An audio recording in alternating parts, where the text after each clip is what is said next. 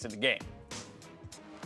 Thank you, Dash. Here we go. Team Liquid versus EDG as Liquid trying to get a little bit of redemption after getting smacked around by KT in their first game. That is very true. KT also just smacked Mad Team around, so TL, I guess, can feel slightly better because of that. But in this game here, it was already identified by Frosk on the analyst desk. The mid lane matchup is very important, especially because Pobelter internationally has struggled. So I really like the Aurelia ban, because I feel like that's kind of become one of those picks where the really good mid laners will take it, and they will just destroy your more passive mid laner. And I think that, you know, the Akali ban following suit, kind of the exact same thing. You don't want to get isolated in a side lane. Akali, while it's not as good, 0 to 6, once that level 6 to 9, 11 has started to ramp up there, can do pretty much the same thing. And on the side of EDG, to me, these are kind of the... We're not scared of any specific pick from you guys, so we just take the general OPs off the board. In Aatrox and Urgot, Tahm Kench is then debatable. It all depends on which team you ask, but in this case here, they do know that TL in the past has played a lot of it. I think in general, for a team that plays a lot around their marksman and is willing to first pick Kaisa on blue side, Tahm Kench as a ban does make a lot of sense. It certainly does, but you've just given up Varus Alistar if they want to take it. That is one of those lanes that, as far as it goes, Yeah, can should be bully Alistar heavily. Oh, that's a lane bully.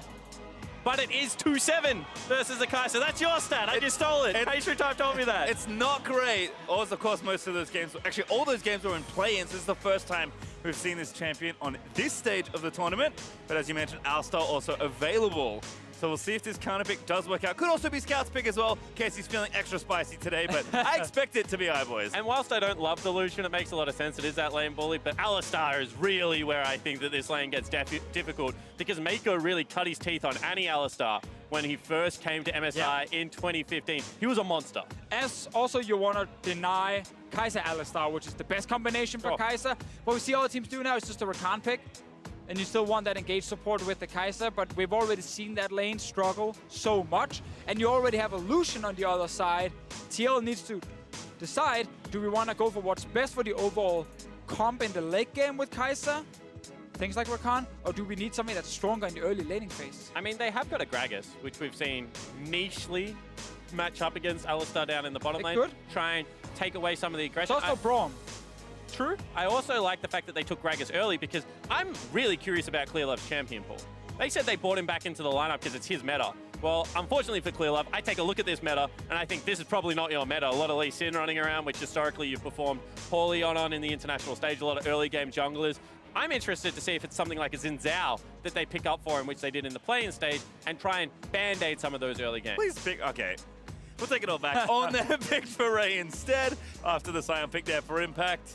We did used to talk about these two on the same team, of course, being Sword and Shield, but it's just kind of two shields / rocks at this point. Going to be playing the tanks. And I know one of your concerns for this game was going to be that these two teams fairly evenly matched. We're just going to go into the mid game, and then the better team fight comp was going to win. A lot of that revolves around Ornn and the ease of execution that can come out of the champion, something we saw yesterday. Yeah, it's very true. I can't really hide my Ornn bias any longer. I absolutely love him on stage, especially when safe engaged is just superior. So many players are still afraid of pulling the trigger because there's a chance it could go wrong, but Ornn just gives you that safety. The thing is, though, you have Lucian, who's definitely going to get outskilled by Kaisa. Yep. So if this game does end up going towards the late game, which is what I expected when I looked at both teams on paper, also based on EDG not being able to close out the game against Mad Team on day one, sadly for EDG with Lucian, it's not about late game.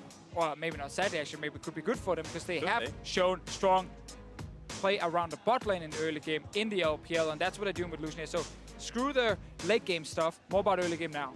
Can certainly still force players with the pick, as well as Shen, which is probably a support, at least consideration, given all the picks that have happened so far. And Braum, that we mentioned already, was maybe a pick that Olleh will be looking to, are going to be taken away by EDG. Also, Talia is going to be banned away from presumably Clearlove, so not wanting to give him a more aggressive jungler. I want to see if things like Skarner could be something he wants to play, like it is something he's played a lot in the past as well. And if you are playing this comp now where there's good engage, you have the tools to win early game with your Lucian, you just want something that can keep forcing picks, Skarner does work really well for EDG. Syndra also banned away there, so Scout not going to get that pick this time around, but probably saving counter pick for mid lane. You can see they're talking to Clearlove. Has played some Nocturne already in the tournament, I believe, and looks like it will be locked in once more for EDG. still, more engaged. More ways to keep forcing picks here. TL will not get a slow game. They're going to be constantly attacked. Also a band-aid for poor macro play at times. You know, if you end up in a side lane with a bad assignment or something like that, you can just bring Nocturne towards that side of the map. Also, if it comes to desperate situations, not all that bad around Baron, because if you take away all Baron vision and they have to come fight you, True. something that EDG can use to force around. Also makes it hard for Kaisa to play team fights. Yep. Because you can't fully see where she's going with her ulti during the Nocturne engage, and it's going to be rough for DoubleLift to carry this game, but he's getting a lot of protection. Certainly is. I love this Galio pick, though, from Team Liquid. Pobelter, we talked about it. Get something safe, get something like a Malzahar Galio, a very robust laner. That could be a Lucian mid lane. I'm just going to get in ahead a little bit. I already said this. Because Galio is just so poor at the early stage of the laning phase if you can harass him. It could also be something like a Cassiopeia as well if they want to try and bully it out. Well, for now, it is actually more of a standard control mage. Azir early game is obviously nothing special, but we know his scaling is amazing, and Galio can't really punish him early. So we do get a bit of late game insurance for EDG. And this is interesting. I'm sad as well. But the thing that I was going to say is what they've done is they've picked up a lot of the late game power that they normally give to Kaisa on something like iBoy on Kaisa, and then they've given him a Lucian and said, try and keep DoubleLift down. Your job is to stop DoubleLift exploding into this game, harass him off some farm, and then they said, Scout, because they do have Kaisa, we still need some late game team fighting insurance. We need a way to get through some of this front line. So they've given him probably the best team fighting 6-item mid laner that is available. But on the other side with TL, like the Leona pick is actually kind of surprising. Came in pretty late in the draft here. They could have put the Gragas into support. It just screams to me they're going to gank this lane. Like, they wanted a support with CC and setup, because otherwise picking Leona against Alistar normally does not feel that great. But now with the Gragas, we've already seen Xmithie do this against KT. Go bot lane early, execute the first gank. Like, this is just all about DoubleLift on Kaisa, and they need to make sure he does not fall behind against the Lucian. It's okay. It's not just a World Championships thing. They've been going bot lane all year long for DoubleLift and Olleh. So we'll see if Xmithie can make his way down there and find something. Because again, we kind of expect it with a very safe mid and top lane TL willing to play pretty safe and farm things out if they can. The plan for TL has not changed much all year long. They've really refined their style and become very consistent domestically, which is why they're our back-to-back champions. Hasn't held up as well on the international stage so far, but EDG with Clearly back in the lineup. We'll see how they look, because they have looked a little scattered so far in the tournament. And this isn't something new for EDG fans. EDG come into Worlds, they do try new things every now and again. People will remember the Jace pickup with Teleport. Just crazy things running around Summoner's Rift. Historically, it has at time lost some games that fans felt like they should win. You just hope that some of this early game focused bottom lane isn't more of the same. It's not an EDG World Tour, a random loss. Already happened in play-ins. We'll see if Team Liquid can hand them a loss here as well. I mean, this game could end up deciding so much for this group, because everyone is looking at KT and saying, okay, that should be the first seed. People then look at Mad Team and expect them to be the 4th seed, meaning it's TL versus EDG fighting for that 2nd spot right now. And if you lose this game here, as TL, you're down 0-2 all of a sudden. That's a super rough start for you to the group stages. EDG, on the other hand, they still have KT left here in the first round. And that's what I was going to say. On the flip side of that, EDG need to come out with a statement game if they even want to be considered in the conversation. Level 1 though from TL. Oh, early cleanse from Scout. Doesn't cost him though, but does have to use the summoner spell. Kept it cool right there. I think a lot of people would have flashed instantly over the wall. Knew he had some backup. Oh, Clearlove also taking some damage. Yeah, Impact does get some down. They get a ward near the Raptor pit as well, but EDG already have their Scuttle ward there on the left side to scout for that. And Scout himself hanging out. He's just going to meet the wave now as Pobelter going the long way around. Doesn't want to grab any harassment as he moves to lane.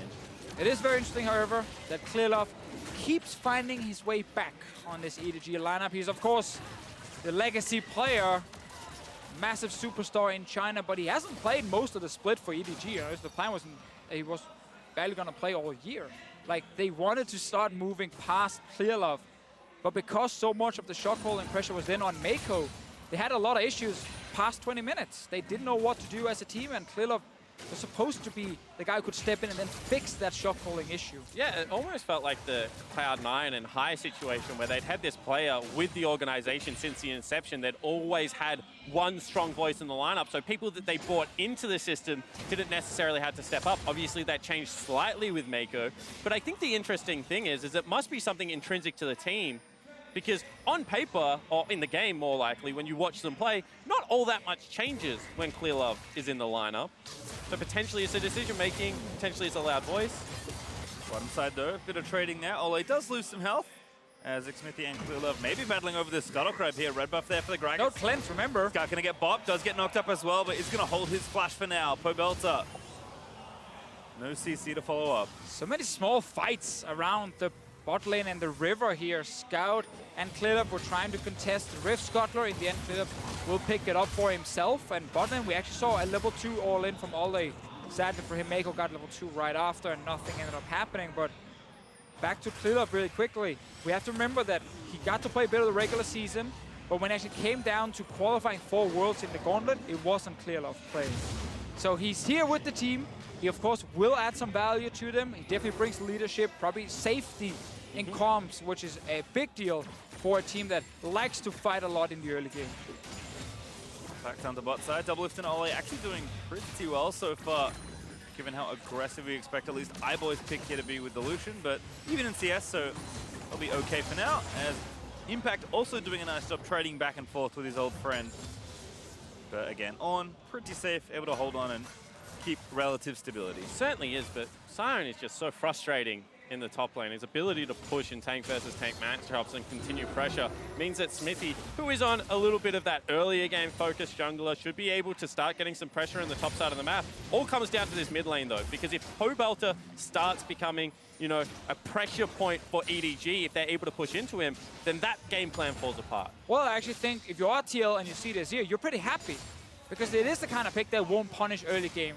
Scout is known to win lane really hard, play a lot of aggressive picks that can shut down a mid laner. That won't happen with the Azir right here. I think Pobelter gets a ton of chances in the early to mid game to hit his level 6, use his ulti aggressively, preferably towards the bottom side, because there is a thing about this Leona pick.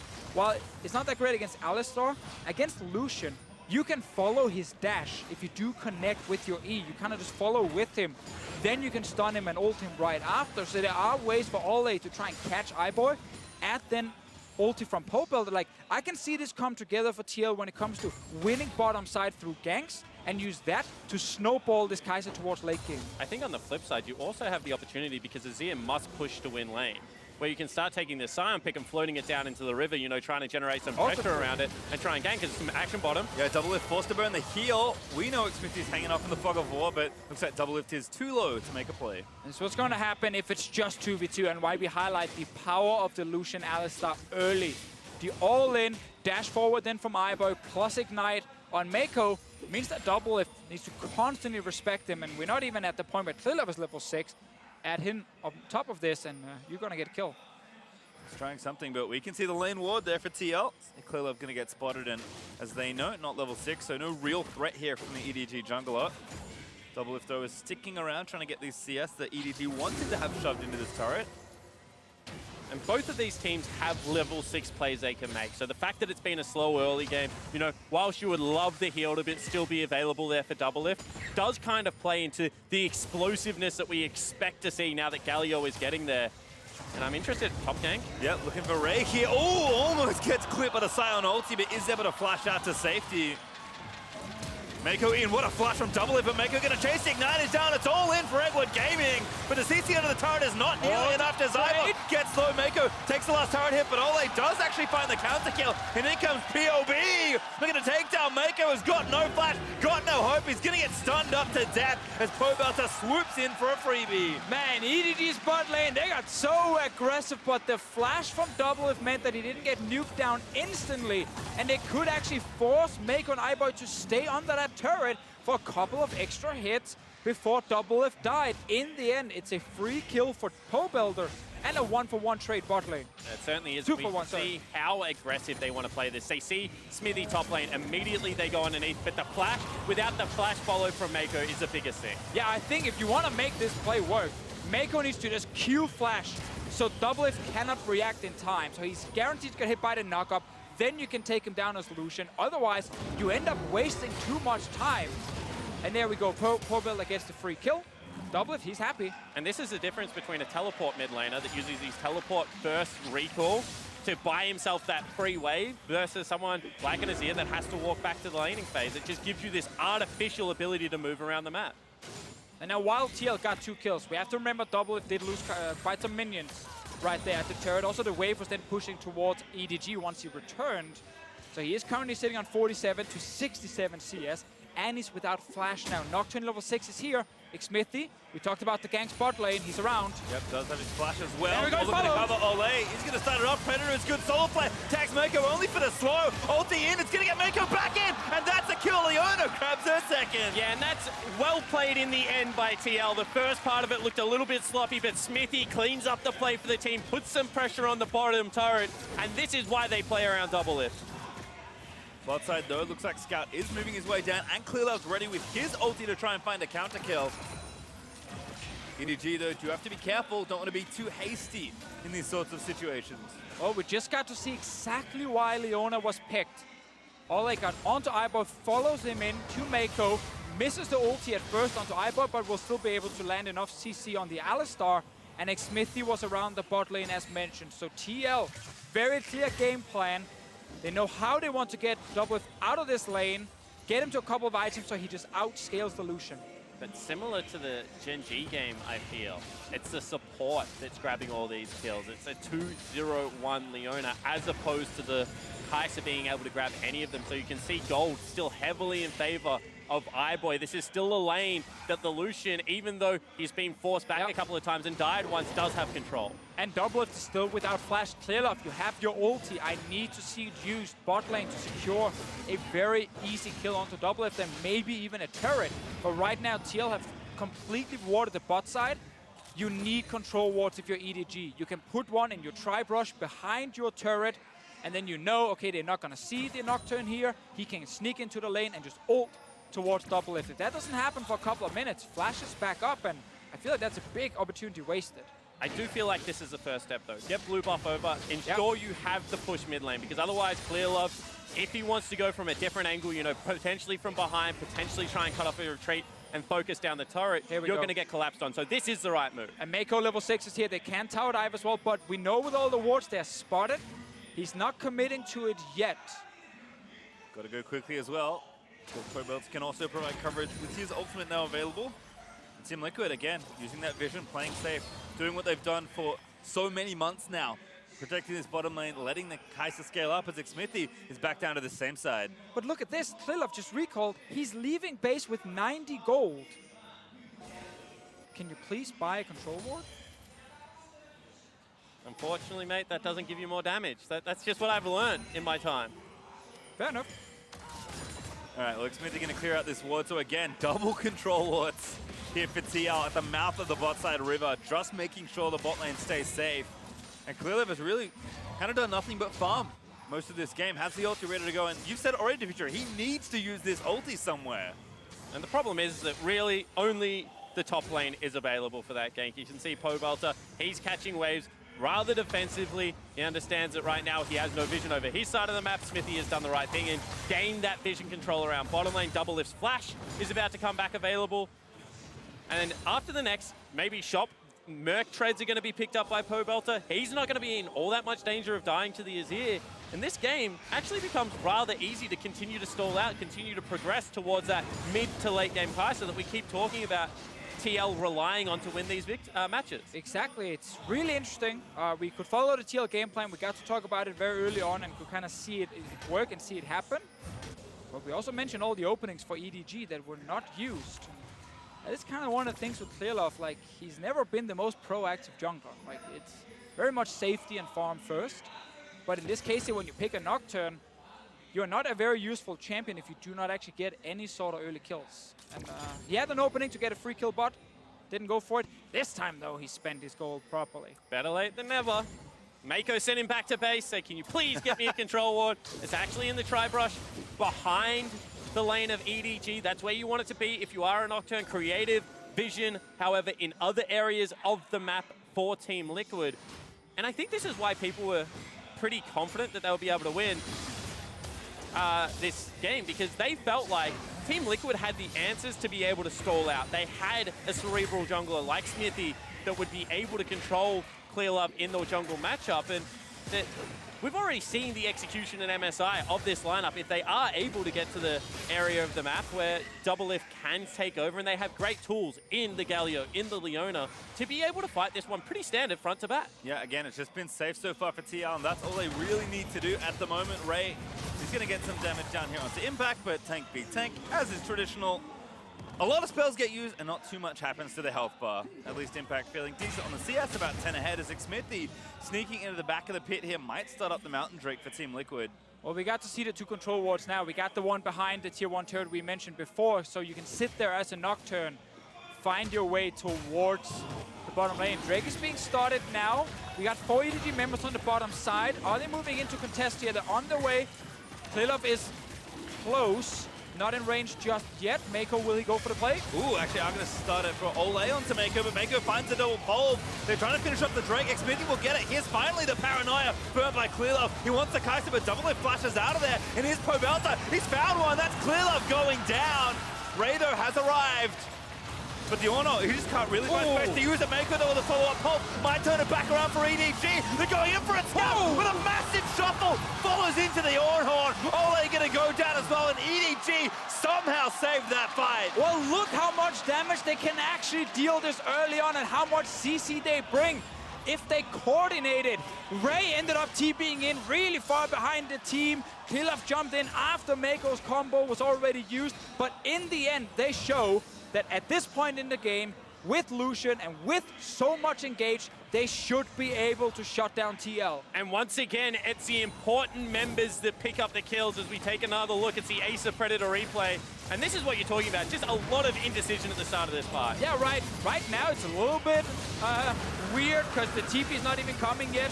Now we get the ult in from Clearlove, and while he doesn't get doubles, he forces him out. Yeah, and in the end, Scout kind of just says, you know what, I'm going to do it myself. Corrals everyone into the pit. They think they can get out, but he goes over the wall, he follows up, he chases them, shoves them back towards the lineup.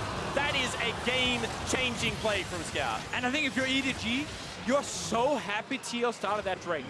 That gave you an opportunity to get a big fight early on. TL had 4 members there sitting near it. They had not actually looked to see if any of the EDG members were back in base, if Clearlove maybe was on top side. No, they didn't know 100% where he would be. So when they start that Drake, they group together and they set up a potential engage from Meiko. So EDG right there got everything they could ever hope for, but it was started by TL. Certainly was, but Scout collects at the end of the day. And for a player that has had a very up and down international history so far as a player, it is nice to see the strength of his playmaking and aggression still bearing fruit, but maybe some of that lackadaisical play not being so bad as here's Pobelter down to the bottom side of the map. He's going to find Meiko for the taunt, but the Unbreakable Will is going to keep him pretty healthy. There's Clearlove also around the other side as EDG have rotated nice and quick to fend off this play. Good patience from the EDG lineup there. Clearlove was out of vision, did have the ultimate available, was just patiently waiting for an overreach. It did not come, but now the siege can start. Continues though.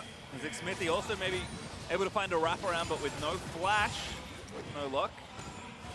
I like the play here from EDG. They know, okay, all in plus Galio ulti can happen. So iBoy just defensively gets away from the initial engage. And they don't actually just overstay while all of TL are defending because Sion was back in base and could have ulted from the fountain towards the bottom lane. Now they know all of TL backed off, and the rest of EDG can stay in.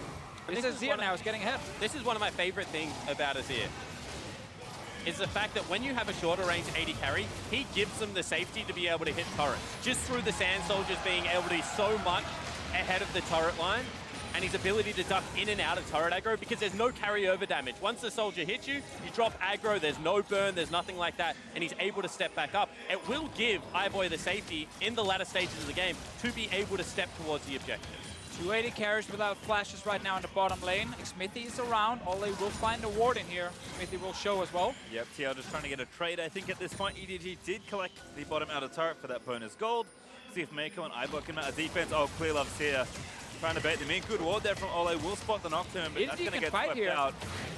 It's 3v3 bot side. Pobelter has no globals. There's no way he can join. But they decide not to pull the trigger despite no flash on DoubleLift.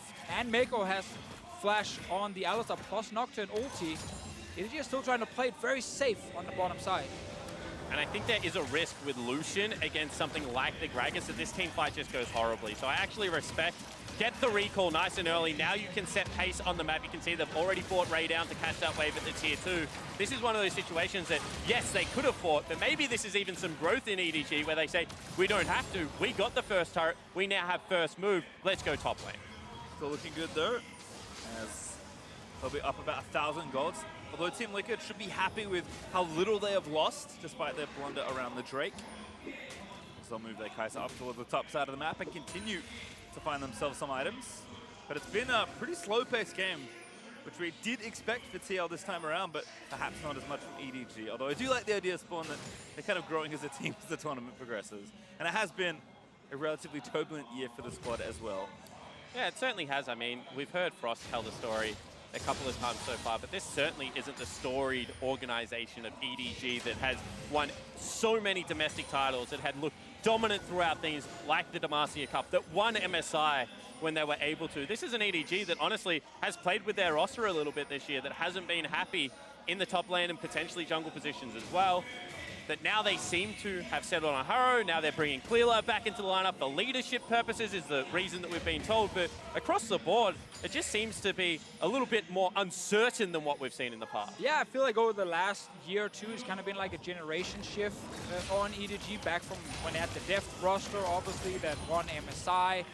Ray is still fairly young top lane on their side. iBoy, of course, is still very, very young down the 80 position. And then Scout, who last year was the most inconsistent mid lane I've ever seen. Great at times, and then horrible in other games, other moments in games. He's much more consistent and mature now, and he's the big carry in this game. And to be fair, they needed Scout to be consistent, because one of the reasons Scout replaced Pawn on the roster is because if Scout is the most inconsistent, Pawn's up there as well somewhere.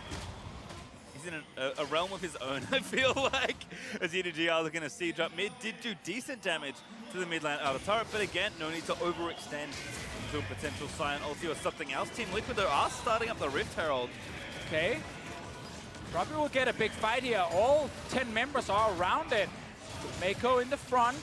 Oh, Xmithie's on him. Yeah, do actually find a wraparound. Meiko, though, fancies himself a jungler. Clearlove pops the ulti. They're going to dive into the backside of the map. DoubleLift, though, can't make it over. He needs to use the ult and doesn't do so. Olleh does that at Clearlove as Ray finds a two-man knock after the ulti as well. And Scout, once again, scoops POB back through. A good knock up there for the Sion, but that's just Impact flashing back over the wall. And they just have no access to that team fight. DoubleLift doesn't pull the trigger. There is no proactive play.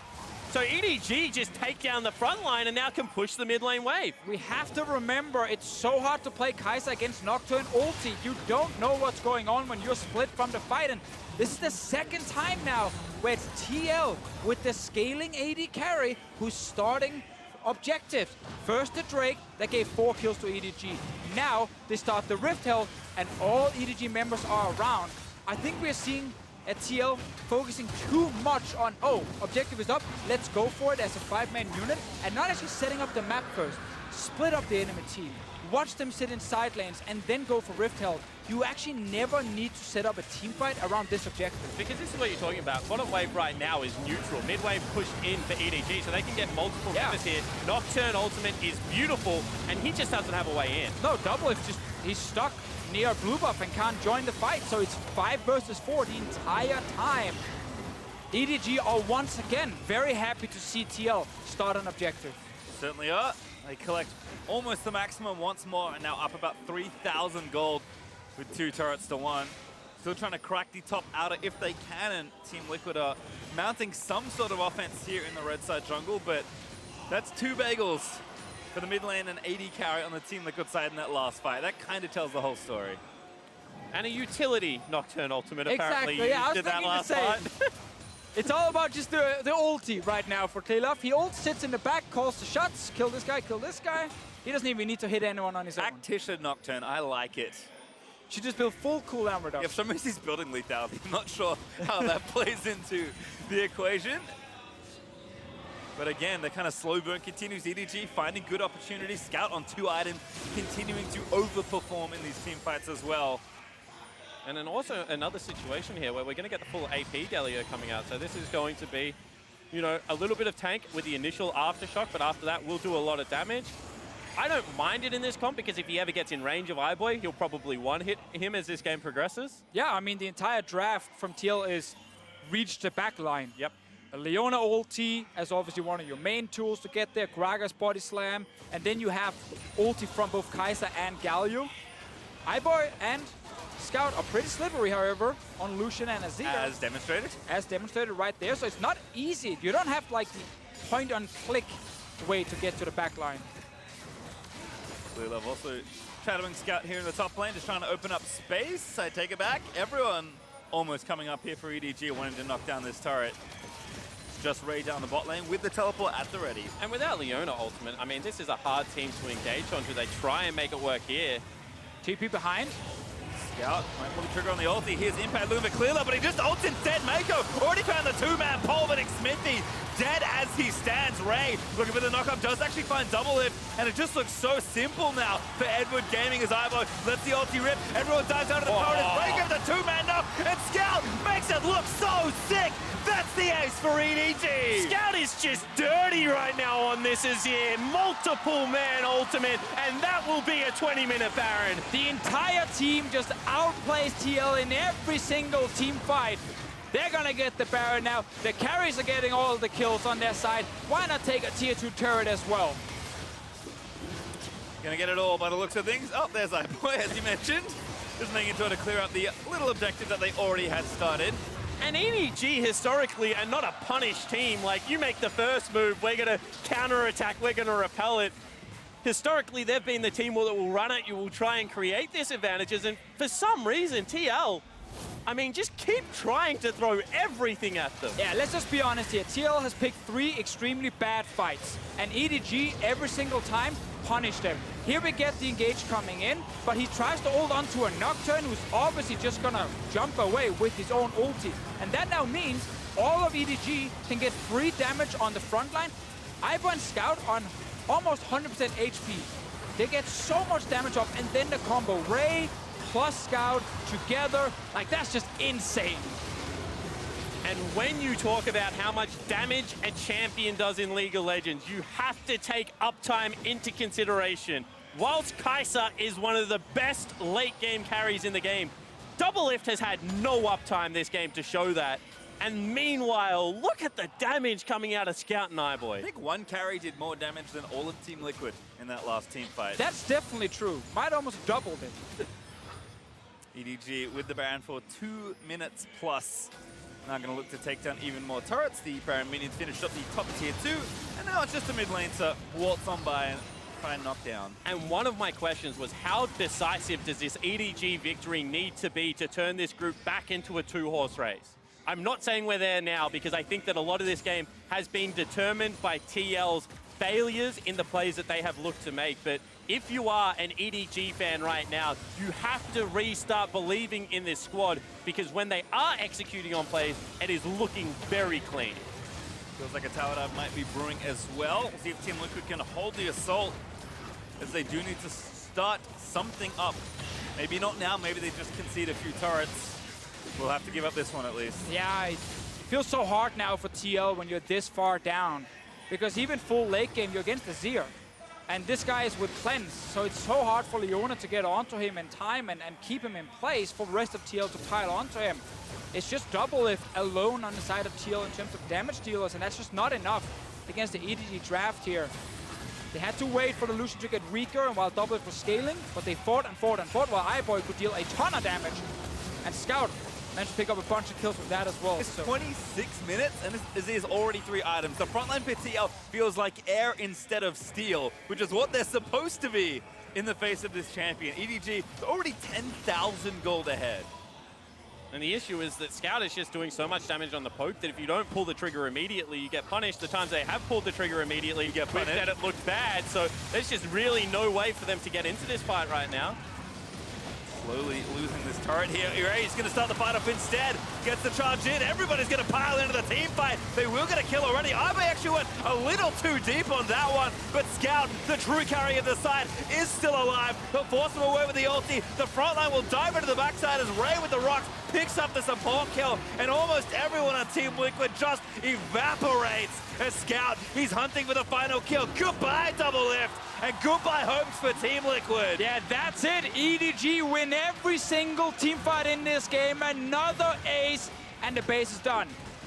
Now just the easy parts left. They'll knock down these Nexus turrets, and Team Liquid will have to start thinking about their next upcoming game, because EDG have made it look so good in the teamfight execution. It is just the Nexus left. EDG will collect themselves yet another win. And the second game, second quick victory. EDG this time, honestly, just took what TL brought to the table. Yeah. And were able to outplay them. That's actually the most impressive thing is EDG, it was not about super snowballing the bot lane. They were hesitant around Nocturne ultis down to that lane. Sure, they got a CS advantage, but that was about it. It was just pure team fighting. And especially with super good engage combined with Scout on Azir, you had a great setup. But man, if you're a TL fan, most concerning thing for me is there is no map setup. It is just, that's an objective, let's run 5-man to it and completely ignore if EDG's around or not. And eyes on the group just to take a more holistic look. I cannot wait for UCal to play Scout. Oh yeah. I mean, that matchup now becomes so hype. Both of these mid laners have been inconsistent historically. UCal was supposed to be the 5th best player on his team coming into this tournament. Both of them playing like superstars. That is going to be so fun to watch them go toe-to-toe. Certainly is, but I believe everyone is ready, so let's see what our analysts have to say about EDG's win. Thank you very much, PastryTime. Continued struggles for Team Liquid, but EDG absolutely picked apart Team Liquid in that game. Close for the first portion of the game, but then things started to just unravel. So when we were talking at the beginning of the day about predictions and coming into this game, I was kind of like, okay, I think EDG have a great early game, really good team fighters, but past the 25-minute mark, TL, they have the better understanding of how to play around the map. They know how to utilize their silence. They're a smarter team. They lost the game at like 20 minutes. Like, they never even got to that point, and it was through their own volition as well. That's the thing. I don't think that they would out-macro EDG at any minute in the game, based on the macro that I saw in this game. So this was the very start of the game where you thought Team Liquid, both teams knew what they had to do here, right? EDG wanted to shut down the Kaisa, TL wanted to defend the Kaisa, and TL actually comes out on top here. This was the good play from TL. But every moment past that was TL forcing something in the most inelegant possible ways. 13 minutes into the game, a Mountain Drake, when you do not have the item power spikes, they just kind of meander into the pit and then meander out of it. And EDG, yes, they did out-teamfight them in the moments, but I thought Team Liquid was putting themselves in terrible positions that they didn't have to be in. I mean, ultimately, when someone throws the ball, someone's got to catch it, and it was Scout on the Azir. That was, I think I screamed seeing that. I was like, oh, get dunked on. That Azir play was disgustingly good. Absolutely. 2,000 gold down, TL forces the Rift Herald, misses everyone with Leona ultimate, and then funnels into a choke against Azir Ornn. Yes, EDG is gold glove, but there is so much wrong with TL setup in these situations. Yeah, don't get me wrong. There's no reason for TL to do this. They basically just ran into the wood chipper 3 times in a row and gave away any hope at having a shot with that scaling Kaisa. And it's just like, be patient. I don't know if this is maybe a knee-jerk reaction because against KT, they felt like they weren't doing anything that they needed to be decisive. But look at your composition. Play a bit more patiently and play around your own win conditions. I absolutely think it is a knee-jerk reaction by Team Liquid because I listened to DoubleLift's interview afterwards, after the KT game, and he said, specifically around the second Infernal Drake where they lost the game. By the way, they've lost a lot of their games because they're Around a Drake that they shouldn't be rushing. But he said, if we were not playing scared, we would have just fought them. So I feel like Team Liquid went into this game and tried to project confidence and say, yes, we will just go for the objective and we are confident that we are better. But that is forgetting how to play the game. They weren't making setup for these plays. They weren't flanking. They weren't using Galio. They weren't using Sion. They did a lot of stuff wrong. I feel like Deficio was very apt in his description of how, like, TL would just focus on objectives without considering where EDG were on the map. It was like, hey guys, this is a bot game. We can just take what we want. Who's going to challenge us? And of course, with the draft that they had selected for themselves, it was never going to pan out that way. And the way in which EDG played their early laning phase and the way in which they executed upon these team fights, props to EDG, they punished extremely hard. Yeah, exactly. While we talk about misgivings for Team Liquid and areas of improvement, much needed improvement, we have to recognize the strength of EDG and some of their players, in particular, our MasterCard player of the game in Scout. On that, Azir. Azir is Scout's best champion, hands down, right there next to his Zoe. He doesn't get to play it a lot. There was a couple of bans that were leveraged at him in the playoff gauntlet, so he's been playing this champion, even though it's really disappeared from a lot of the global metas. Yeah, I feel like his Azir just does more damage than everyone else's. I see these other Azirs like tickling people. It's like, wow, how'd you ever pick that? And then Scout just shreds through the entire team. Also, just perfect timing on when to go in. Yeah, I think he's so patient in when he uses that Azir ultimate. He waits for the prime opportunity. It's not a matter of just making the flashiest, best play as early as possible. It's, okay, they've used a lot of their abilities, all their flashes are down. Now I can guarantee at least 3 people, and let's win the team fight. And that's the most perfect thing. The biggest difference between Scout last year and Scout this year is he has learned how to team fight. He is no longer just the sword. Like Ray, he's picked up his own shield. All right, well, so for Team Liquid, let's talk about the remainder of their journey here through the group stage, because things don't look good here, but it's very clear that they made adjustments from Game 1 to Game 2, as we mentioned. Being a little bit more proactive this time, just now skipping steps in their race to that proactivity. For me, Frost talked about it earlier on, my biggest concern right now is that they are lacking any kind of carry threat in the mid lane. The fact that all the eggs get put in the DoubleLift basket is a genuine concern when this mid laner, when this group is quite stacked in terms of mid lane talent. You need to have threat elsewhere because you cannot keep drafting this way. Well, the first seed from North America continues to struggle while EDG picks up another victory. To hear about that victory, let's send it over to Olleh for an interview with EDG's top laner. Thanks, guys. I am here with EDG's Ray. Congratulations on that win. Now, you promised Impact that you'd meet him at the World Championships, and now that you've played against him and you beat him, what does this moment really mean to you? 네, 승리 정말 축하드려요. 사실 임팩트 선수에게 롤드컵에서 만나자고 약속을 했는데 만나서 잡아냈습니다. 소감이 어떠신가요? 일단 지금 기분을 말로는 표현을 할 수 없이 되게 기쁘고요. 왜냐면은 제가 되게 진짜 너무 이기고 싶었던 상대거든요. 그러니까 저의 약간 스승 같은 느낌인데 되게 이겨서 말로 표현할 수 없이 기뻐요. I can't express how happy I am because he's my teacher. I always think him as my teacher. Taking him down means so much for me. And you've just taken down Team Liquid, the #1 seed in LA, and it's been a little bit since you played there, but since you have played there, has the region evolved at all? 그러면 이제 북미의 1번 시드인 팀을 잡아낸 건데 그러면 1년 동안 북미가 얼마나 발전한 것 같으신가요? 일단은 확실히 예전보다는 그러니까 약간 좀 단단해진 느낌이 난 것 같아요. 운영적인 부분에서 약간 단단해진 거를 약간 느낄 수 있었던 경기인 것 같고요. 약간 아직은 그래도 이게 약간 좀 어려운 질문인 것 같아요. So I think they are more solid in terms of macro, but I think this question is really tricky to answer. Tricky as in NA still needs a lot of room to improve, or? 더 발전해야 될 것 같아서. 아니요. 예, 좀 그래 아직은 좀 많이 필요한 것 같아요. I think they got some more way to go. All right, well, thank you for that advice. And Ray, congratulations again on the win. And that's it for us here. But stick around because after the break, we're going to see Fnatic take on IG.